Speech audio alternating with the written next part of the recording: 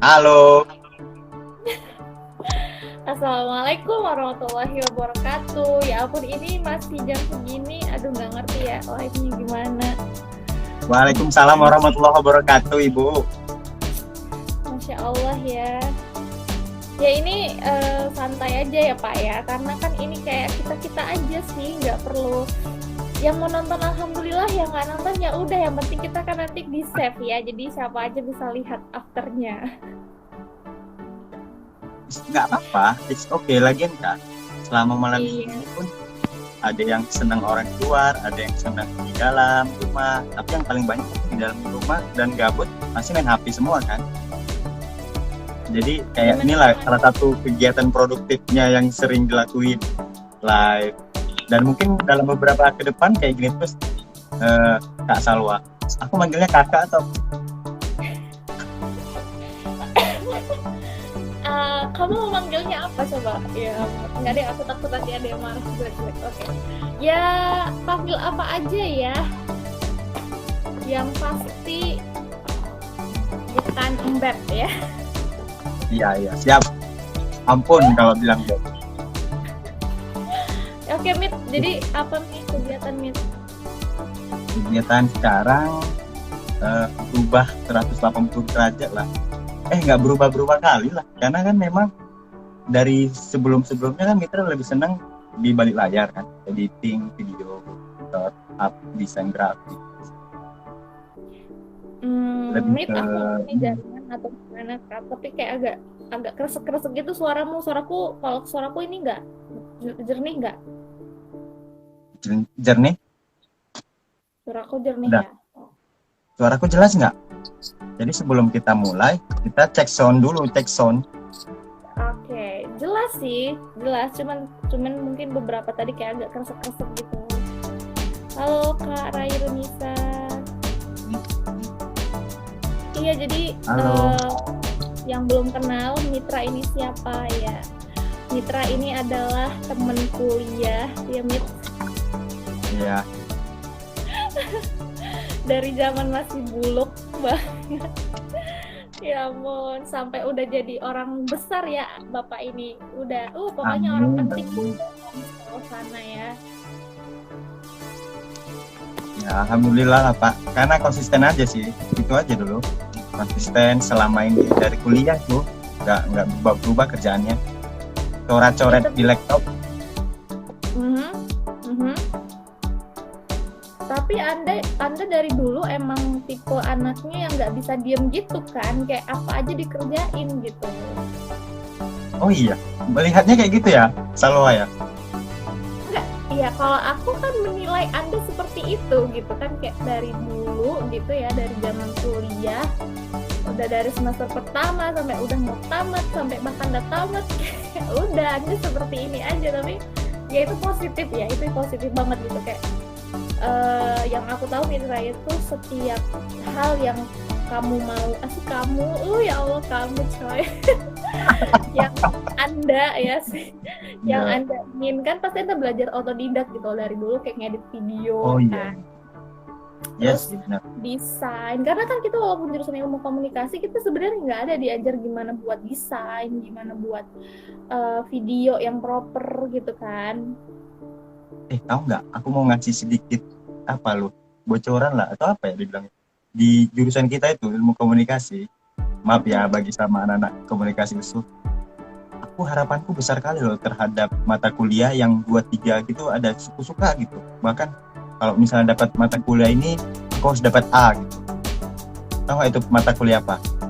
Mata kuliah itu desain grafis loh, sama lab, asisten lab. Tapi harapan dengan kenyataan berbeda.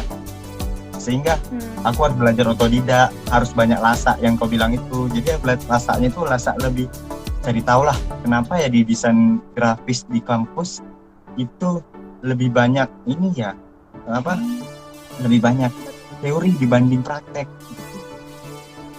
Ketika kita berada di luar kampus, di dalam kampus gitu ya. Iya. Benar-benar. Wah, beda banget gitu kan. Apakah merasakan juga ada salah satu dua mata kuliah Salwa yang aku pengen mau ngambil ini, ekspektasiku gini, realitanya aduh kok kayak gini gitu, ada nggak?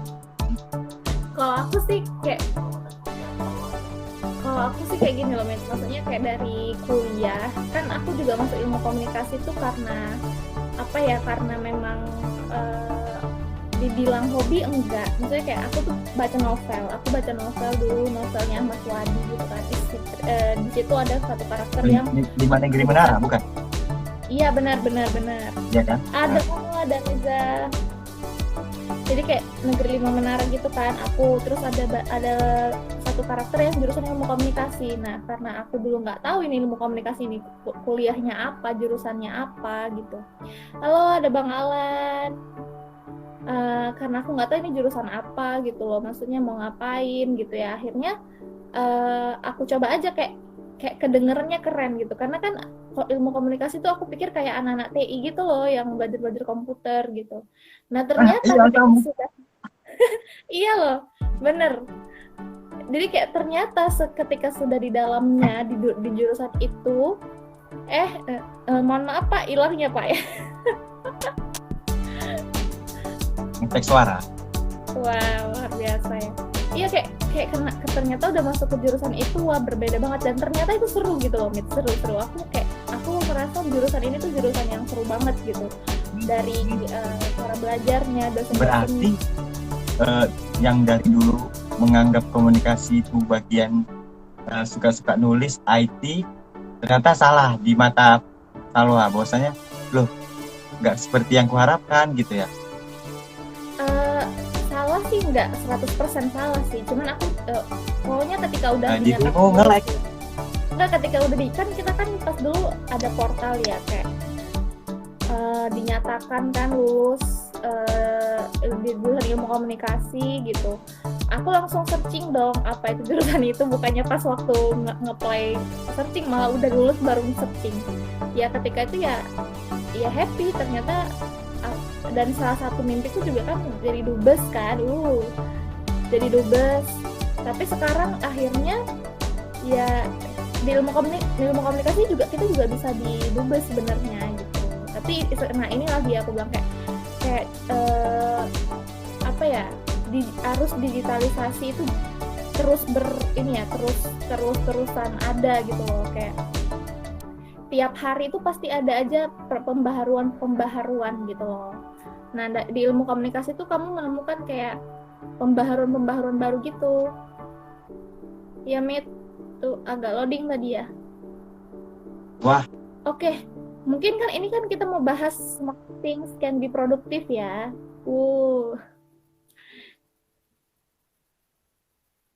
Halo? Can you hear me?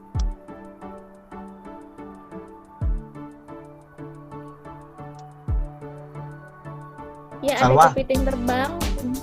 Oi, gimana tuh? Tadi 5 detik sebelumnya itu suara Salwa patah-patah loh. Apakah terdengar suaraku lebih jelas?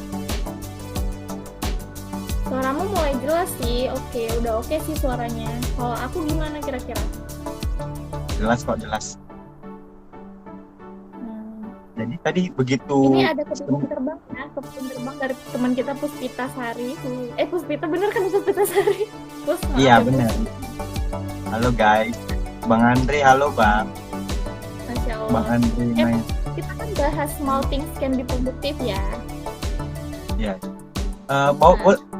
Bebas kita mau bahas yang kayak. Tadi kan aku gini, Salwa. Tadi kan aku juga mancing audiens di Instagram kan. Buat story itu yang beda, mau nyari tanggapan dari kawan-kawan, kegiatan apa, hal kecil apa yang buat kita itu sebenarnya hal kecil tapi berdampak besar, dan rata-rata jawab mereka menarik loh. Ada yang dibilang di situ jangan lupa apresiasi karya, bilang makasih, maaf, izin gitu. Ada juga yang bilang jangan lupa, banyaklah tadi, aku juga bingung, ada 4-5 aku share juga. Nah kalau kita ngumpul dari misalnya reuni alumni itu, jangan terlalu banyak bilang masa lalu gitu, tolong dikurangi, bagus bahas masa depan gitu loh. Ternyata hal kecil itu bagi mereka risih gitu. Kalau Kalau Salwa sendiri sampai sekarang aku juga bingung. Salwa ini kerjanya apa sih? Bagian apa sih? Bahkan katanya ya kan ini yang memang agak nyambung sih sama yang storyku, tapi aku pengen ngasih tahu juga sih tema ini mudah-mudahan buat orang-orang supaya paham hal kecil-kecil yang kayak saya pernah juga ngalaminya, yang kayak apresiasi kawan, terus yang ku bilang tadi lah. Iya sih, sebenarnya gini sih, kalau ditanya aku ini kerjanya apa, wah susah ya menjelaskannya, tapi dia intinya aku bergelut dalam dunia digital marketing di sebuah yayasan. Aku bukan di perusahaannya. Kalau perusahaan itu perusahaan yang lama ya, mantan ex perusahaan. Nah sekarang ini aku di yayasan kayak lembaga NGO punya Indonesia, bekerja sama dengan luar negeri beberapa tuh, kayak kita tuh kerja sama Malaysia, Turki, Mesir, pokoknya yang Islami gitu lah ya kan. Nah aku tuh ngapain? Aku di sini kayak lebih ke handling media. Jadi kan di yayasan ini tuh banyak banget unit-unitnya gitu loh. Karena banyak banget unitnya, nah aku tuh ditempatkan di sebuah unit pendidikan di daerah Kabupaten Bogor. Nah gitu. Terus tadi kayak untuk menyambung atau gimana sih? Apa tadi yang tanggapannya? Hal-hal kecil. Jadi kayak tolong dong apresiasi karya orang atau kawan kita meskipun itu terlihat kecil gitu. Jadi seperti itu satu. Terus yang kedua apa tadi ya? Aku lupa. Hal kecil. Lebih ke kalau misalnya hari ini kita bahasnya itu jangan lebih banyak masa lalu tapi masa depan, jadi gitulah. Terus ada lagi tanggapan. Jadi kan aku banyak Q&A gitu kan, nanya-nanya sebelum itu kan. Terus senyum begitu pas baru bangun, tidur lihat kaca biar awet muda. Ternyata bangun pagi lihat kaca buat orang itu semangat dan bahagia. Sebenarnya hanya bangun pagi lihat kaca buat orang bahagia gitu. Menarik juga sih. Iya. Hal-hal kecil kayak gitu kayak yang membuat orang bahagia ya. Kalau aku setuju banget sih, karena aku sendiri berusaha untuk membangun relationship dengan teman-teman aku, contohnya dengan Anda gitu ya kan. Apa yang bisa tertarik dari saya? Saya ini cuma pengen nyoba-nyoba. Iya kayak ya banyak banget sih. Aku tipe orang yang sebenarnya nggak terlalu bisa long lasting menjaga pertemanan kalau nggak sefrekuensi sama aku gitu loh. Maksudnya kalau punya pertemanan yang toksik, nah otomatis aku tinggalin. Tapi kalau misalnya aku merasa namanya kita manusia ya, pasti ada give and take gitu ya. Kalau yang kita terima itu positif, nah itu aku akan jaga terus. Kayak salah satunya kayak relationship, temen, sahabat. Jadi mungkin orang banyak bilang kayaknya Salwa temennya banyak banget, alhamdulillah gitu, karena memang aku mencoba untuk tidak menyebar enemy atau musuh gitu. Aku lebih pengen menyebar teman di mana-mana gitu. Jadi kayak aku kemana aja, aku pergi kemana, daerah-daerah mana aja, pasti ada aja temen aku yang aku samperin atau mereka nyamperin aku.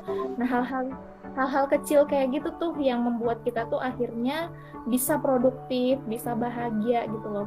Iya kalau dari hal-hal kecil lainnya kayak tadi gitu yang teman-teman bilang kayak aduh kita bangun pagi aja lihat wajah sendiri tidak ada jerawat hari ini misalnya, itu udah bahagia juga gitu loh. Kayak ya, dan yang paling penting sih kalau menurut aku biasakan untuk tidak menggunakan gadget ketika bangun tidur. Aku juga lagi membiasakan gitu loh, karena ketika kita terdistract, kalau kita terdistract habis bangun tidur langsung buka gadget, nah itu tuh kalau yang kuliah mungkin lihat grup kuliahnya makin menumpuk itu, jadi bukan energi positif yang diterima gitu loh.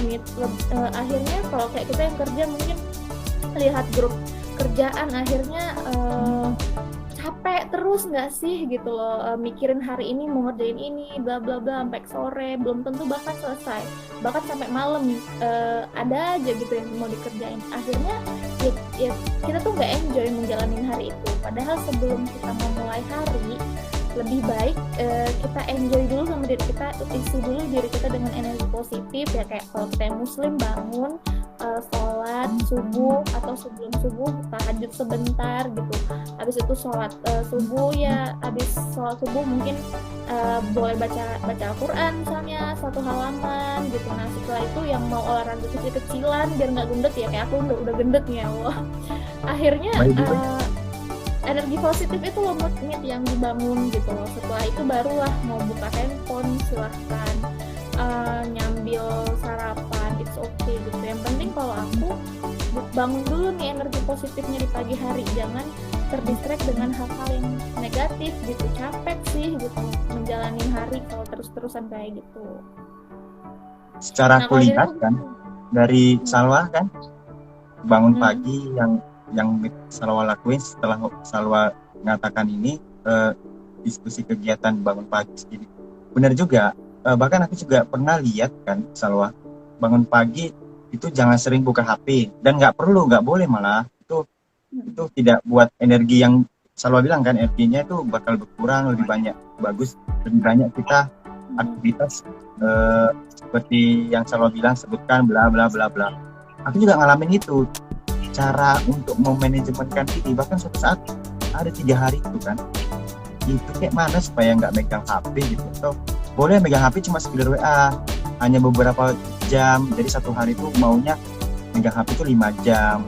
Takutnya nanti toxic dan sehingga kita terbawa-bawa. Ada yang pernah, bahkan aku lihat searching di YouTube, di internet, puasa media sosial itu gimana. Akhirnya memang dalam dampak 3 hari aja agak fresh gitu terlihat tuh. Itu dia. Hal kecil memang kan, aku pengen puasa dulu deh media sosial 3 hari aja, 2 hari aja. 2 hari, kemarin 3 hari nggak sanggup sih, 2 hari aja. Oh gini ya dampaknya. Kumpul sama keluarga, Idul Adha itu bener-bener ikut bantu kurban kan. Udah HP paling nanti malam lah, makanya udah banyak juga yang ngechat kan. Tapi setelah dari itu sehari nggak megang HP, lihat interaksi dunia yang benar-benar nyata gitu, enak loh ternyata. Itulah kegiatan yang pagi selama 3 hari sebelum ini. Terus sebelumnya jujur Wak lagi Salwa itu aku biasa pegang HP di malam, pagi pun HP lagi, jadi dampaknya itu beda kali gitu. Terus lihat dampak ketika kita HP tidur jarak 1 meter dari tempat tidur kita, itu radiasinya masih tinggi dan itu gampang lalat kan, bener nggak ya? Jadi udah pernah tahu info itu kan, karena setahu saya dirimu juga penulis yang pastinya banyak baca kan, jadi aku nanya ini lagi gitu. tapi bener ya Mit, sebenarnya kesalahan umum yang terjadi di usia 20-an gitu, misalnya kayak rentan seusia kita masih muda dong.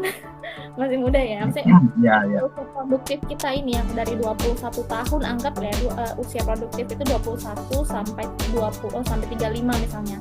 Nah di rentang usia ini tuh banyak banget orang yang salah dengan cara hidupnya gitu loh. Maksudnya kayak pola hidup yang kurang sehat sih menurut aku. Contohnya gini, kayak teman-teman di usia-usia kita ini pasti banyak yang tidurnya sampai tidurnya itu ba'da subuh jam 3 baru bisa tidur karena misalnya main game atau streaming bla bla bla. Aku pernah itu kok. Banyak dong ternyata seperti itu gitu. Itu di usia-usia anak-anak sekolahan atau anak kuliahan yang mungkin nggak ada kelas pagi. Nah kalau kita yang sebagai karyawan ya pasti kan mikir, aduh besok masuk jam 8 pulang jam 4 seperti itu kan. Nah kita tuh kayak waktunya tetap aja tuh ada aja excuse kita tuh bakalan tidur maksimal jam 2. Akhirnya tidur kita itu terpotong, waktu istirahat kita tuh iya benar ya kan, waktu istirahat kita tuh terpotong. Akhirnya kita tuh nggak produktif di kerjaan gitu loh, karena kita udah mengerjakan istirahat kita gitu loh untuk hal-hal yang menurut kita tuh nggak terlalu penting. Kita tadi loh menggunakan sosmed terus. Aku sih sebenarnya lagi belajar juga ya Mit ya, kayak karena sosmed itu selain untuk tempat cari makan untuk para influencer, sosmed karena itu kalau tempat cari mau bilang kan dirimu juga bagian bagian kerja sosial media manajemen. Jadi nggak bisa lepas sama sosial media kalau aku lihat. Benar. Sorry. Tapi Tapi yang salah boleh adalah nggak tahu cara memanajemenkan itu untuk satu hari ini aku megang HP jam sekian, terus nanti aku mau kerja lagi, atau berbarengan. Biasanya kan gitu, cewek tuh banyak taskingnya, sambil main HP, bisa main laptop, kakinya ngepel kan bisa. Itu pernah nggak gitu? Atau kayak mana sih cara salah itu? Iya benar-benar. Jadi beda sih, beda perempuan, beda classmate gitu. Kalau kami kaum hawa itu bisa multitasking gitu. Kayak aku sambil kayak kemarin nih contohnya Idul Adha ya, di sini itu aku kan nggak pulang ya, aku Idul Adha di sini. Di sini tuh ada budaya kayak potluck itu kayak kita tuh masak, terus kita kumpul jadi satu jadi banyak gitu kan. Nah aku tuh bangun jam 4 subuh masak, sambil masak aku harus ngejar jam 6 ada live streaming Idul Adha sekaligus pemotongan bla bla bla. Nah itu tuh aku perempuan ya, namanya juga perempuan pasti belum lagi berdandannya gitu loh. Sedangkan jam 4 masih masak, sampai jam setengah 6 aku masih masak. Jadi sambil masak itu sambil gosok gigi, sambil masak, sambil cuci muka, sambil mandi, kayak gitu loh bener-bener. Jadi sambil ya make upan dikit-dikit, langsung pakai baju jam 6 langsung tank gitu loh. Akhirnya langsung nyampe. Kami nggak bisa, kaum Adam nggak bisa kayak gitu. Satu fokus udah fokus, jangan ganggu dulu deh. Kalau misalnya udah di depan layar, makanya kadang dilihat orang kan ini sombong amat ya, bukan karena sombong, karena memang dia lagi fokus satu kerjaan yang dikerjain.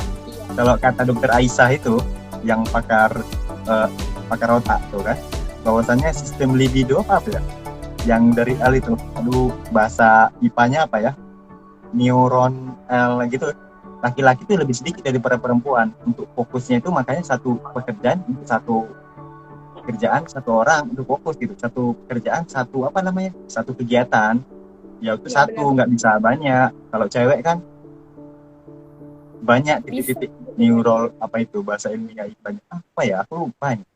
Intinya gitulah. Karena memang gini loh, kalau aku bukan anak psikologi sih, tapi aku akhir-akhir ini lagi baca buku psikologi kan. Nah jadi kalau cowok itu otak depannya tuh yang sangat bekerja. Otak depan itu dia hanya akan fokus pada satu pekerjaan sampai dia tuntas gitu. Yeah. Nah kalau perempuan itu di otak tengah. Nah otak tengah itu dia tempat kreativitas yang bisa ngapain aja gitu. Kamu sambil itu gitu loh. Jadi memang itu sih fitrah manusia gitu. Nah jadi hal-hal yang kayak gitu aja tuh yang bisa disyukurin itu loh, yang kayak gitu yang sebenarnya bisa disyukuri juga gitu. Kalau menurut aku segitu. Benar. Apalagi yang berdampak kayak itu dari segi gadget yang setiap hari kita mainkan kan. Nah kalau dari segi apa ya, kalau misalnya sama kawan-kawan gitu, pernah nggak kita minta bantuan, orang pun minta bantuan sama kita, habis itu udah lupa mengucapkan terima kasih, minta izin, maaf, sering nggak? Iya kan? Iya. Benar-benar. Jadi ada 3. Kalau aku nih suka dongeng juga ya, aku juga suka dongeng untuk anak-anak gitu. Nah jadi di kecil itu tuh harus ada 3 kata-kata yang diajarkan sama anak-anak, yaitu kayak permisi, terus tolong, terima kasih, dan maaf. 4 kalimat. Jadi permisi, terima kasih, tolong, dan maaf. Iya benar. Nah siapa yang menanamkannya? Sebenarnya kita nggak bisa maksakan anak itu kalau orang tuanya nggak mencontohkan gitu loh. Jadi orang tua dulu nih yang mencontohkan sama anak-anak bahwa ada kalimat permisi, minta tolong, maaf, terima kasih. Karena kayak mana ya, anak itu imitating kan, anak itu dia melihat orang tuanya.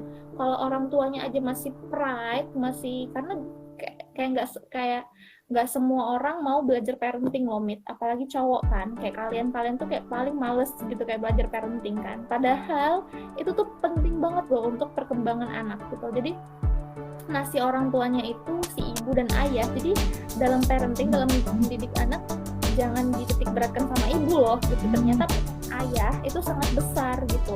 Jadi iya banget.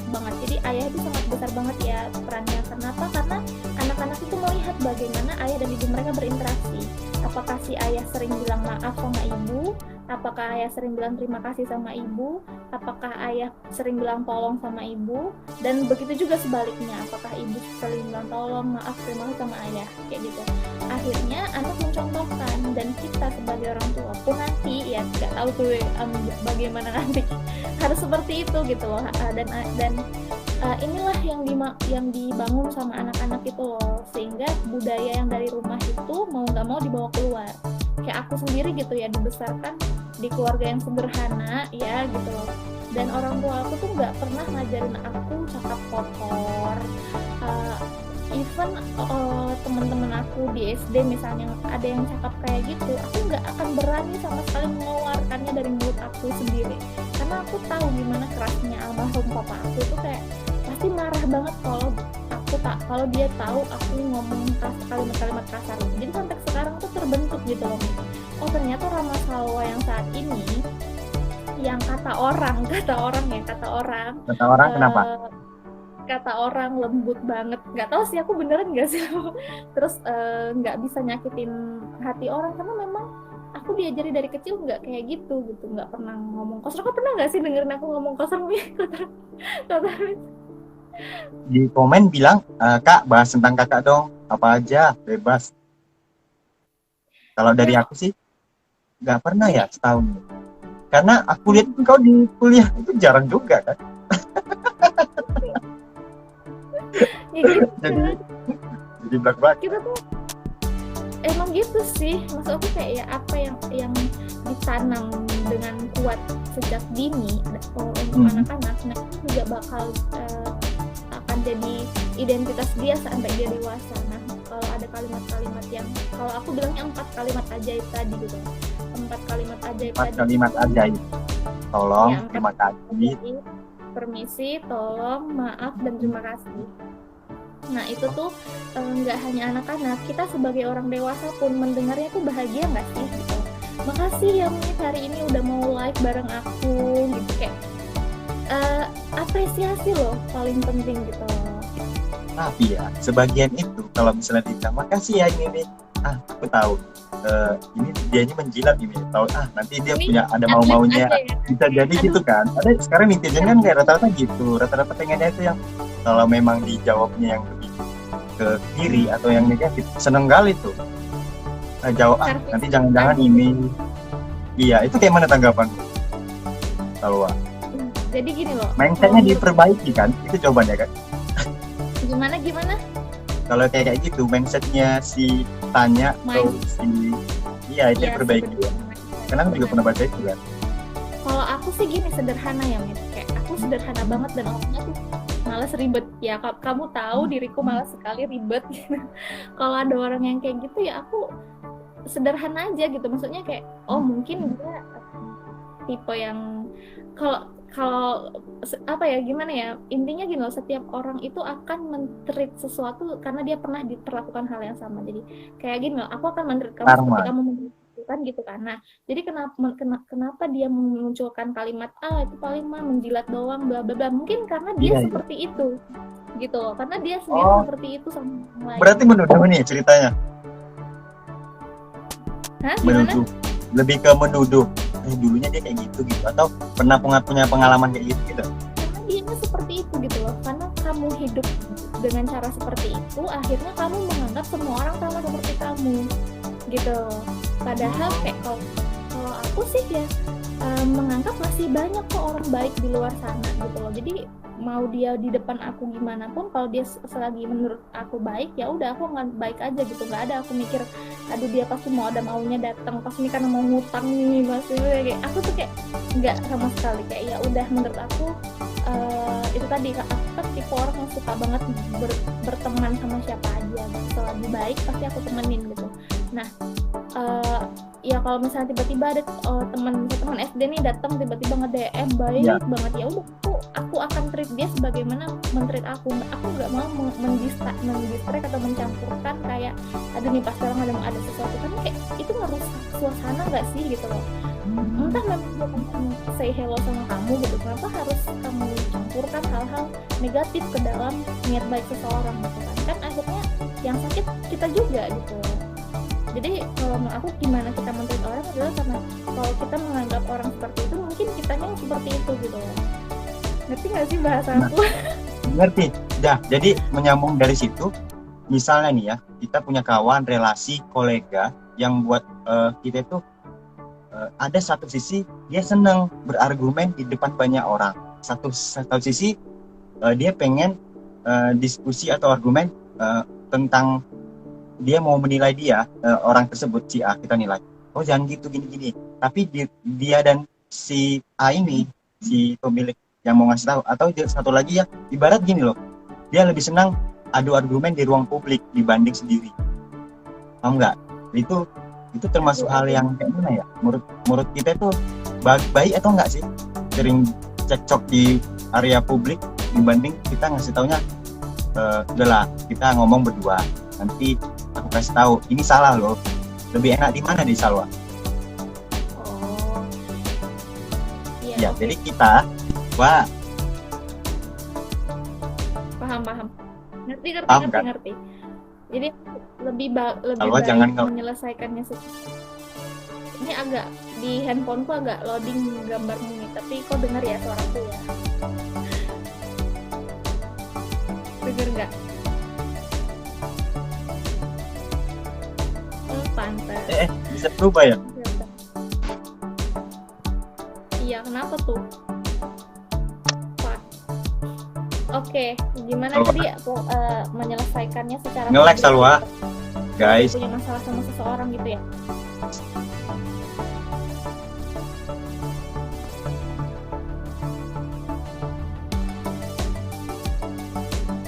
Halo, bisa kedengaran nggak?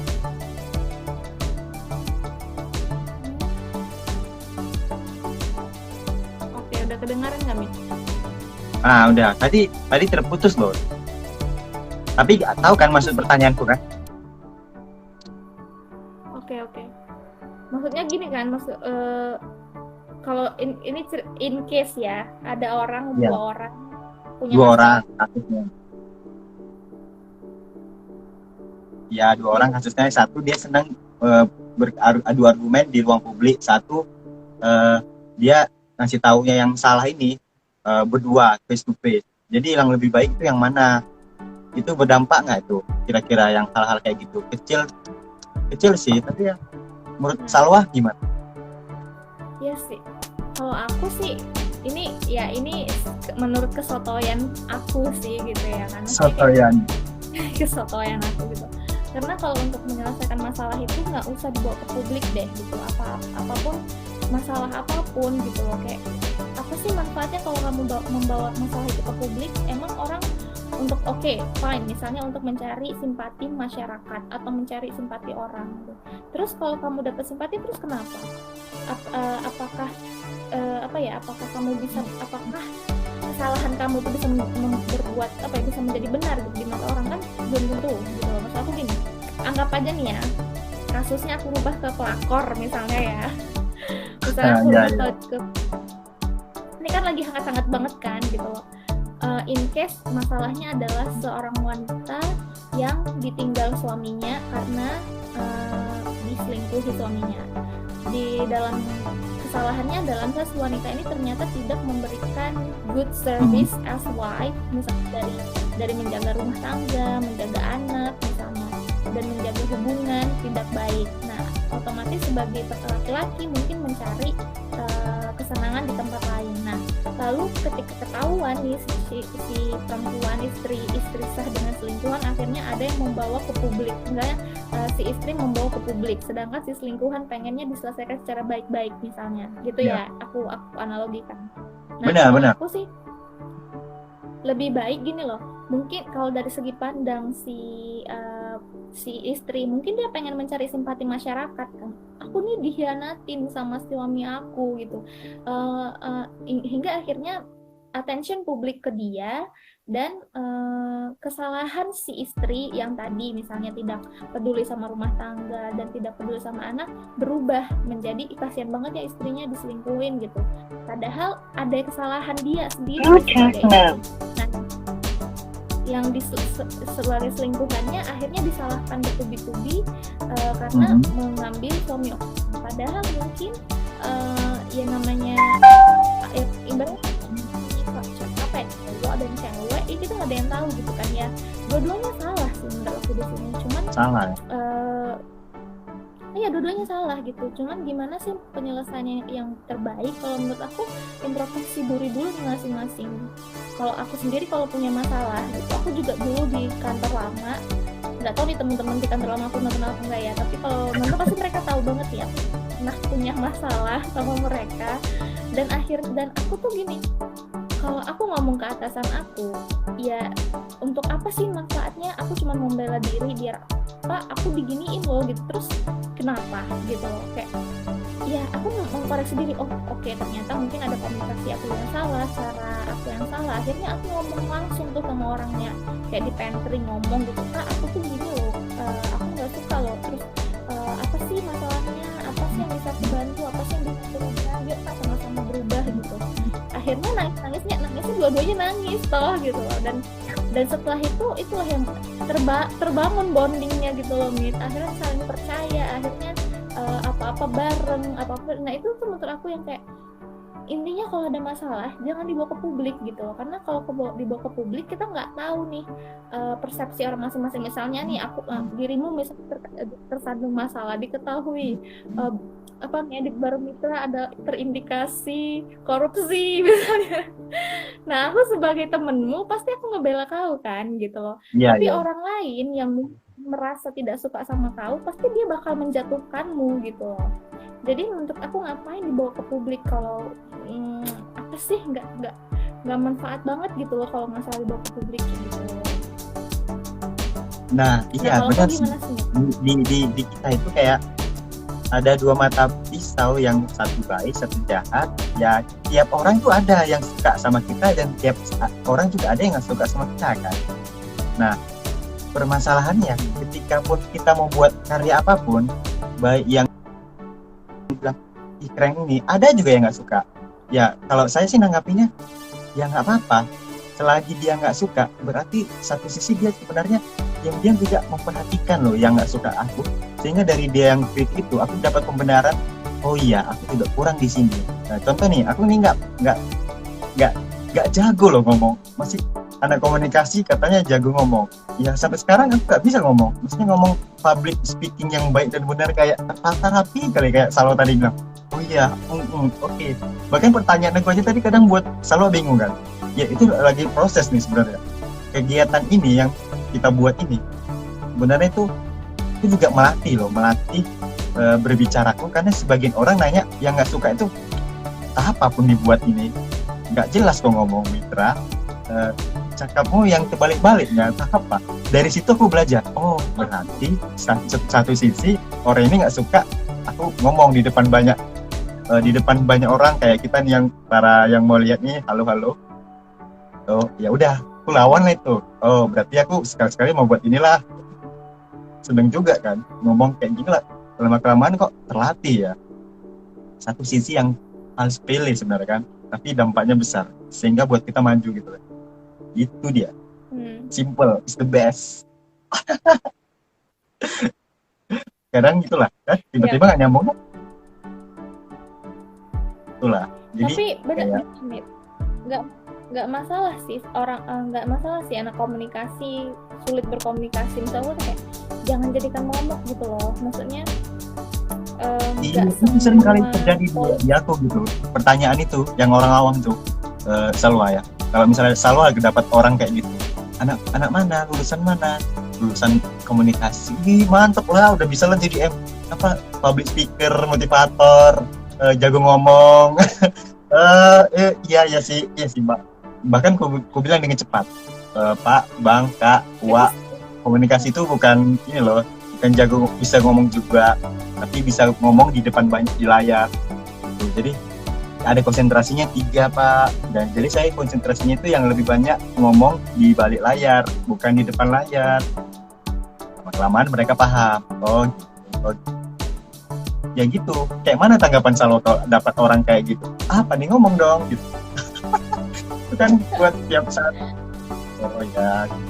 Iya banyak sih, banyak banget nih orang yang kita nggak bisa memaksakan orang untuk mengerti kita toh, karena ada nih aku punya cerita gitu ya, misalnya kayak temen aku dia jurusannya tata busana, terus aku bilang oh bisa dong ya jadi penjahit, atau yang lulusan ilmu komputer oh bisa dong ya merakit komputer gitu, atau mungkin jadi Iya. tukang komputer, tukang servis gitu kan, kayak oh jurusannya apa, tata boga, oh bisa masak ya gitu ya, fine gitu. Mungkin ya ya kayak stereotip orang yang menurut aku sih menanggapinya gini, kalau ada orang yang kayak gitu oh mungkin dia nggak paham, nah tugas aku adalah memahamkan gitu. Nah kalau Iya. terlepas itu dia mau ngemok, mau itu menyindir, mau itu dia apa ya, basa-basi, itu urusan dia gitu loh. Karena bagi aku kayak ya udah gitu loh, mungkin dia nggak paham, mungkin dia nggak tahu, jadi aku jelasin aja, terlepas apa niatnya ya itu urusan dia sama Allah gitu loh. Simple banget gak sih? Simpel sih, simpel banget. Ya itu berarti Karena kita harus gini, kasih paham ke mereka ya. gini aku tipe yang susah banget, aku susah kali ya, ini kita Medan ya. Aku tuh susah kali yang kayak sakit hati sama orang tuh sebenarnya agak susah sih, kecuali bener-bener dia itu bohong atau mungkin beda di depan, beda di belakang, mungkin baru aku tuh kayak agak males gitu ya. Tapi kalau misalnya masih hal-hal yang sepele-sepele kayak gitu ya, aku tuh masih kayak memahami bahwa mungkin dia nggak tahu. Aku kayak lebih ke positif aja sih, karena menurut aku hidup ini udah capek, ngapain sih diseuzonin terus gitu, nanti yang akhirnya yang membuat hati kamu itu mati, yang membuat hati kamu tidak happy, akhirnya kamu hidup dengan kecemasan karena kamu sendiri yang membuat ketidakkecemasan itu gitu. Super sekali. itu ujungnya kan. Paham, I know. Jadi kita tuh hampir sama ya, kalau misalnya dari menganggap sesuatu stay positif, oke, berarti dia belum paham ya, kenapa orang banyak yang bilang kalau anak komunikasi jago ngomong, dia belum paham, kita kasih paham. Nah dari satu sisi juga itu hal sepele kan, yang nampak orang anggap sepele besar kan, itu bagian dari itu juga ya. Ilmu fisika yang mana tuh? Yang kita jawab itu ketika orang nanya ke anak komunikasi jago ngomong, tapi kan ada satu sisi di mana dia itu kuliah hanya untuk mendapatkan gelar, ketika sudah di lapangan dunia kerjanya dia 180 derajat berubah gitu. Anak misalnya jurusan cakap pertanian atau elektro, tapi dia tiba-tiba berubah menjadi pengusaha gitu, berubah jadi di bagian keperawatan gitu.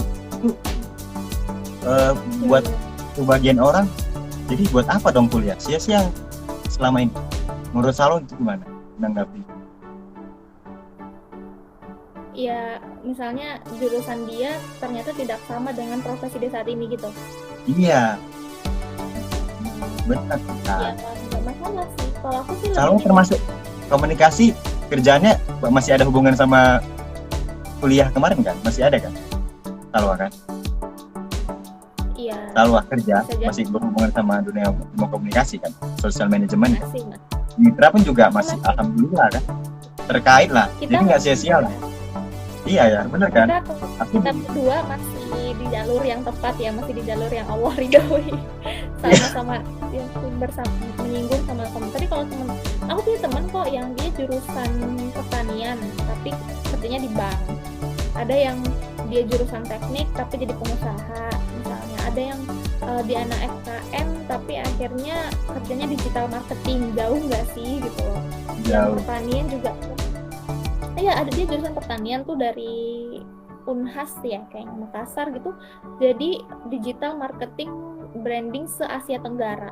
Lu bayangin nggak? Malu nggak lu sebagai Anda sebagai jurusan ilmu komunikasi tidak bisa jadi seperti dia gitu. Tapi aku pikir lagi ternyata emang ya itu sih rezeki dari Allah gitu loh. Nah, jangan salahin kuliahnya kalau menurut aku, karena kuliah itu kayak mencari ilmu. Kamu, kalau aku ya menotis, dan kalau teman-teman atau mungkin ada orang yang konsultasi ke aku, Kak aku mau cerita nih gitu, aku mau jurusan apa ya Kak untuk kuliah bla bla bla, ya aku bilang jangan kamu sangkutkan kuliah kamu sama karir kamu, karena belum tentu akan relate. Tapi coba kalau mau kuliah itu niatnya dibenerin, apa passion kamu, apa kamu ini sukain kemana, kamu itu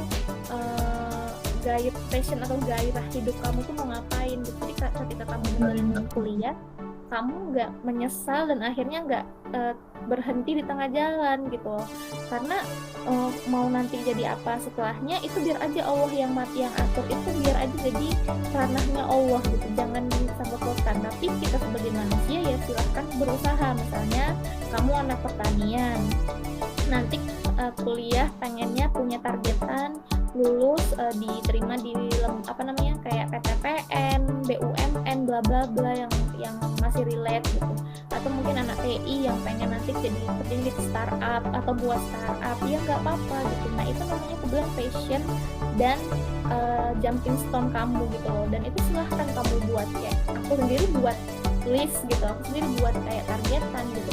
Tapi apapun nanti kedepannya yang terjadi ya itu berarti rencana Allah, itu ya silahkan di kayak let it flow aja gitu. Intinya kalau ke kuliah jangan diberatkan nanti aku mau kemana, atau karena tuntutan orang tua, karena capek loh kuliah itu 4 tahun. Capek nggak sih Mit? Capek. Aku kebetulan 3 tahun 8 bulan. Iya. Nggak sampai 4 tahun. 3 tahun 8 bulan. Kita sama nggak sih November 2017? Iya. Aku pertama kali dari Istanbul lah. Kita bareng nggak sih? Bareng ya? Mungkin ya. Iya, aku nggak tahu. Kayaknya aku pertama yang waktu di Istanbul 2013. Maksudnya sama Hairullah. Sama satu angkatan Hairullah. Iya, kok duluan baru aku kayaknya ya. Kalian tuh gelombang pertama ya, aku gelombang kedua. Iya. Kuliah 4 tahun itu capek gitu. Jangan karena paksaan kamu menjalani secara terpaksa. Akhirnya nggak berkah gitu loh. Iya, benar. Kasih tuh tahu ya sama kawan-kawan netizen. Iya gitu. Ya kalau aku jujur ya aku enjoy menjalaninya. Kayak aku ingat-ingat, aduh pengen lagi deh kuliah lagi, pengen advel lagi, pengen publisitas lagi. Pengen ke jalan-jalan lagi. Berpikir gini loh, ketika saat udah di posisi ini, Salwa, aku udah punya bekal nih ilmu ini, udah ada. Tapi aku lihat dari bawah-bawah, misalnya di jurusan komunikasi itu, sekarang kok makin, kok kasihan ya, pengen lo bantu, aku punya bekal ilmu, aku pengen loh. Bahkan aku tanya sama salah satu Kak Aning tuh, Kak, kalau ada mau kelas editing, aku mau lah Kak ke kampus ngasih tahu Kak, mudah-mudahan ada waktu kosongku aku kesana. Bakal berpikir gitu loh, karena pengen kalau misalnya aku juga berterima kasih ke Labcom, ada komunikasi, semua fasilitas yang dikasih sampai sekarang aku udah pergi sampai sini gitu loh. Syukur alhamdulillahnya lagi kan, Salwa. Begitu selesai meja hijau,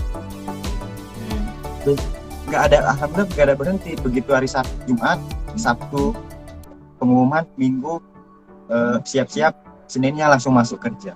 Jadi rehat itu ya alhamdulillah sedikit gitu. Nah banyak ya, kenapa ya, itu ku bangun bukan begitu tamat selesai, udah enggak. Itu ku bangun dari semester 2 loh. Kalau misalnya ada presentasi, tahu kan Salwa kan, sini aku yang buat PPT-nya, aku romba-romba. Kadang aku main cantik atau cerdik lah, bisa dibilang aku jadi ketua panitia, kalian yang ngerjain, nanti aku yang ngomong di depan gitu. Itu main cerdiknya kalau bahas yang dulu.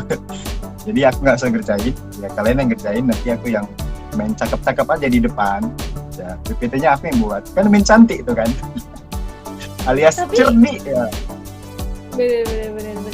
Tapi seru kan, misal aku tuh kayak kau lah sekarang di Telkomsel ya, maksudnya kayak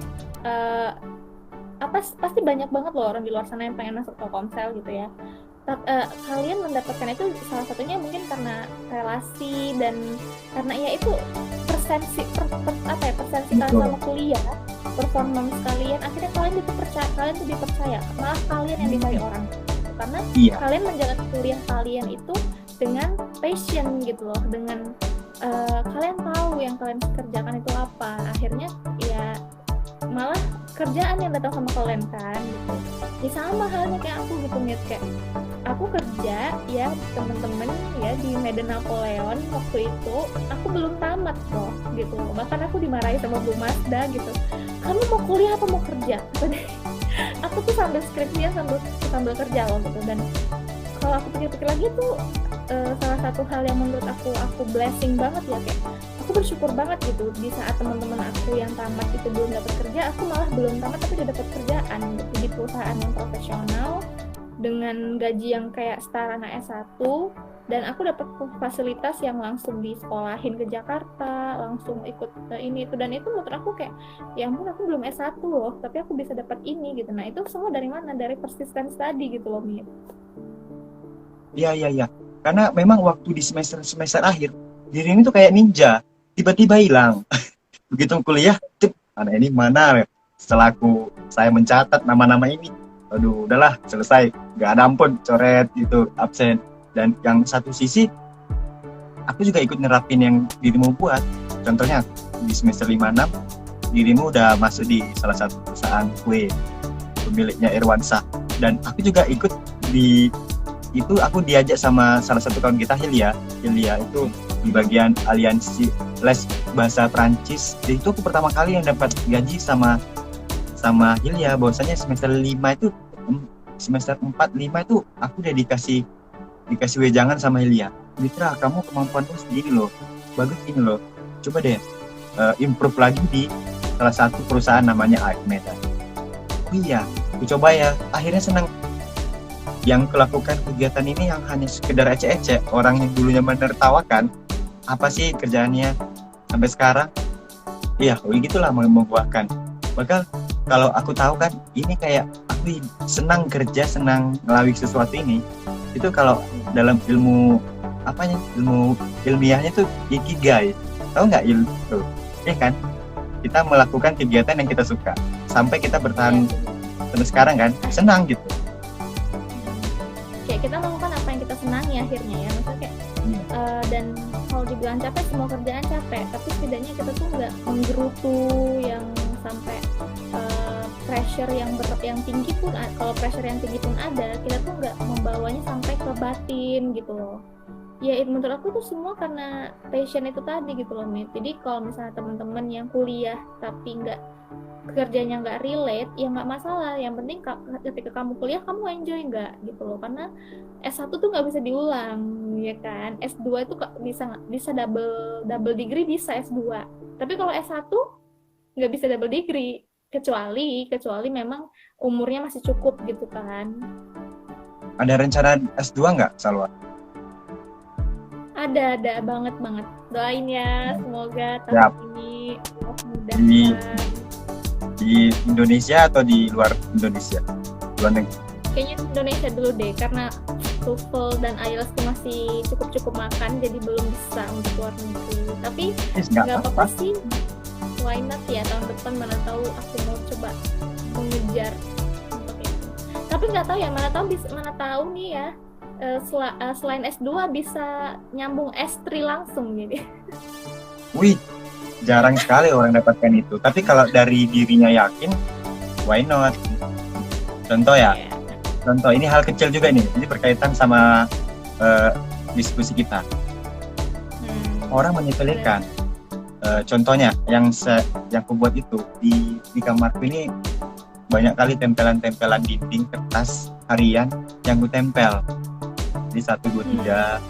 Kalau pengen tahu nih, aku buatnya itu. Nah, tuh.